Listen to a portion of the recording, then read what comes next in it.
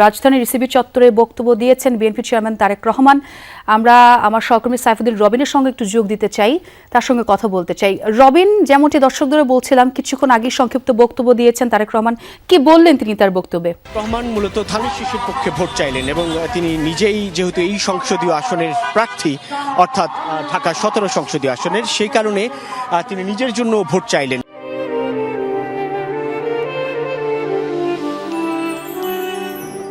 এবং সাধারণ জনগণের প্রতি আহ্বান জানিয়ে বললেন ধানের শীষের প্রার্থীকে বিজয়ী করে দেশ সেবার সুযোগ দেওয়ার জন্য এবং সেই সঙ্গে আশ্বস্ত করলেন বেশ কয়েকটি বিষয়ে। একটি হচ্ছে যে ঢাকায় প্রায় 40টি খেলার মাঠ নির্মাণের প্রস্তুত করার কথা বললেন।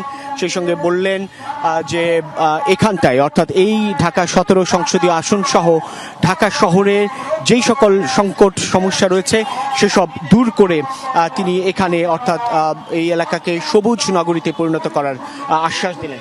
এবং বিএনপি চেয়ারম্যান তারেক রহমান এখানটায়, অর্থাৎ আমরা যে এলাকাটাই ছিলাম, অর্থাৎ ঢাকা 17 সংসদীয় আসনে, সেখানে তিনি যেমনটি বলেছেন পুরো ঢাকাকেই নারীদের জন্য, শিশুদের জন্য, মহিলাদের জন্য, কন্যা শিশুদের জন্য এবং ব্যবসায়ীদের জন্য নিরাপদ একটি পরিবেশ নিশ্চিত করবেন। তিনি সেই আশ্বাসের কথা জানালেন বিএনপি চেয়ারম্যান তারেক রহমান।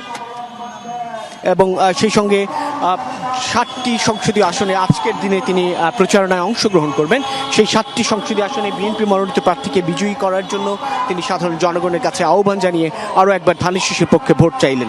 এবং তারেক রহমান সেই অঞ্চল, অর্থাৎ ঢাকা 17 সংসদীয় আসনে তিনি যেহেতু নিজে সেই সংসদীয় আসনের বিএনপি মনোনীত প্রার্থী হয়ে লড়ছেন, সেই কারণে তিনি সেই সংসদীয় আসনে ইসিবি চত্বর থেকে জসিমউদ্দিন রোড পর্যন্ত যেই সড়কটি রয়েছে সেটিকে 60 ফিট সড়কে প্রশস্ত করার যে বিষয়টি, সেই ঘোষণাটি দেন বিএনপি চেয়ারম্যান তারেক রহমান। যদি তাকে নির্বাচিত করার পর বিএনপি সরকার গঠন করতে সক্ষম হয়, তাহলে সেই সব উন্নয়নমূলক কর্মকাণ্ড তিনি পরিচালনা করবেন, সেই ঘোষণা দেন বিএনপি চেয়ারম্যান তারেক রহমান। এখন তিনি সেই ইসিবি চত্বরে পথসভাটি শেষ করে এই মুহূর্তে ঢাকা 16 সংসদীয় আসনের পল্লবী 2 নং ওয়ার্ড যে লাল মাঠটি রয়েছে, সেই লাল মাঠের সমাবেশস্থলের দিকে এগিয়ে আসছেন এবং সেখান থেকে এগিয়ে এসে তিনি এখানেও বিএনপি মনোনীত যে প্রার্থী রয়েছে, ধানের শীষের প্রার্থী আমিনুল হক, তাকে যেমন জনগণের সামনে তুলে ধরবেন, পরিচয় করিয়ে দেবেন, ভোট চাইবেন আমিনুল হকের জন্য, ঠিক সেই সঙ্গে আশ্বস্ত করবেন এই অঞ্চলের সংকট সমস্যা সমাধান করে কি করে আগামীর রাষ্ট্র পরিচালনা করবেন, সরকার পরিচালনা করবেন, সেই সব বিষয়ে। এবং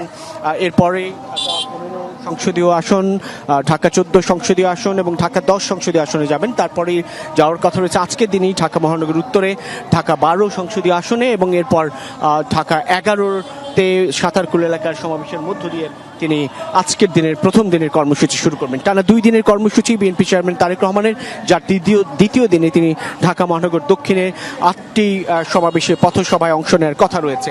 এবং বিএনপি চেয়ারম্যান তারেক রহমানের প্রতিটি সমাবেশকে ঘিরেই বলা চলে নেতাকর্মীদের বেশ উপচে পড়া ভিড়ই বলা চলে প্রতিটি পথসভায়। আসলে বুঝতে পেরেছি রবিন, বেশ স্পষ্টভাবে আপনি বর্ণনা করলেন, অনেক ধন্যবাদ আপনাকে।